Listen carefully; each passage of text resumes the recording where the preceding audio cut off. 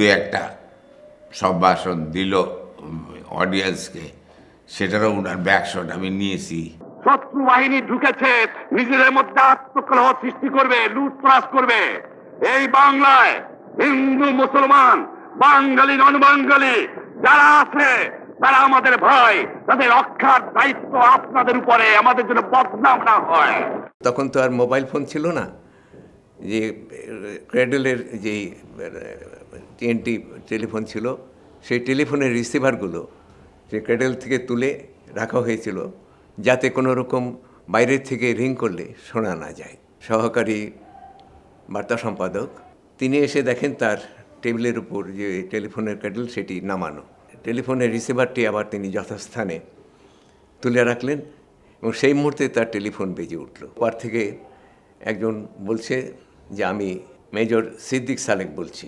তিনি বললেন যে শেখ মুজিবুর রহমানের কোনো ভাষণ বেতারে প্রচার করা হবে না পরবর্তী নির্দেশ না দেওয়া পর্যন্ত। মনে রাখবেন রেডিও টেলিভিশনের কর্মচারীরা যদি রেডিওতে আমাদের কথা না শোনে তাহলে কোনো বাঙালি রেডিও স্টেশনে যাবেন না।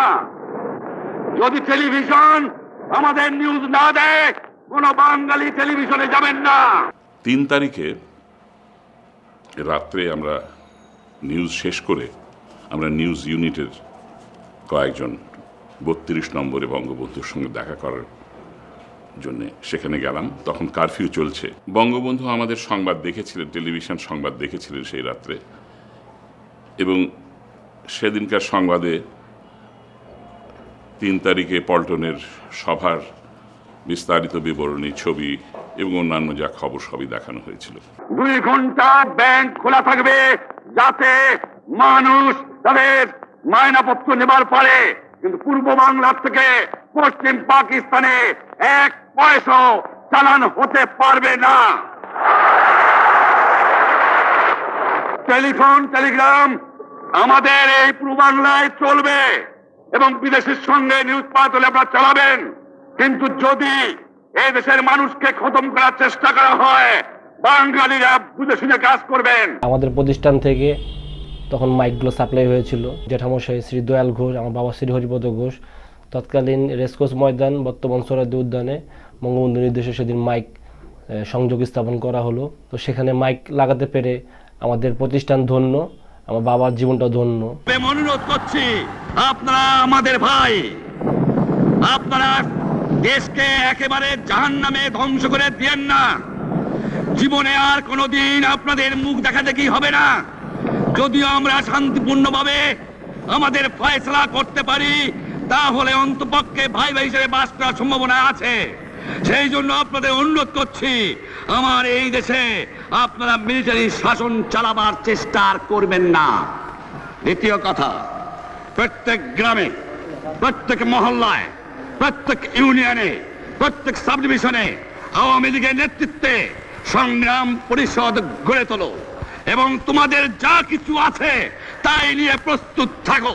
বঙ্গবন্ধু বলেছে প্রতিরোধ গড়ে তোলো, এবং এই প্রতিরোধ সংগ্রাম শুরু হয়েছে, কিন্তু আমার ভিতরে কাজ করছে আমি একজন নারী কিভাবে ওই জায়গাটায়, যেখানে আমরা যদি পাবনার ইতিহাস দেখি তখন দেখব যে ওখানে পাবনার জনগণ সমস্ত পাক আর্মি যারা পাবনার শহরে এসেছিল প্রত্যেককে মেরে ফেলে, হত্যা করে। এবং যখন পাবনায় এই যুদ্ধ শুরু হয়, প্রতিরোধ যুদ্ধ শুরু হয়, আমার সেখানে থাকার যে ইচ্ছা, এবং আমি দেখলাম যে সেখানে কিভাবে যাওয়া যায়। খুব সহজ যেটা ছিল সেটা হলো আমাকে ছেলেদের পোশাক পরে ছেলে সেজে ওই যুদ্ধের স্থলে উপস্থিত থাকা, এবং আমি সেটাই করেছিলাম। মনে রাখবা, রক্ত যখন দিয়েছি রক্ত আরো দেব, এই দেশের মানুষকে মুক্ত করে ছাড়বো ইনশাআল্লাহ। এবারে সংগ্রাম আমাদের মুক্তির সংগ্রাম, এবারে সংগ্রাম স্বাধীনতার সংগ্রাম। জয় বাংলা। 1971-এর 7ই মার্চ বঙ্গবন্ধু শেখ মুজিবুর রহমানের ঐতিহাসিক ভাষণ বিশ্বের অন্যতম শ্রেষ্ঠ ভাষণ হিসেবে স্বীকৃত।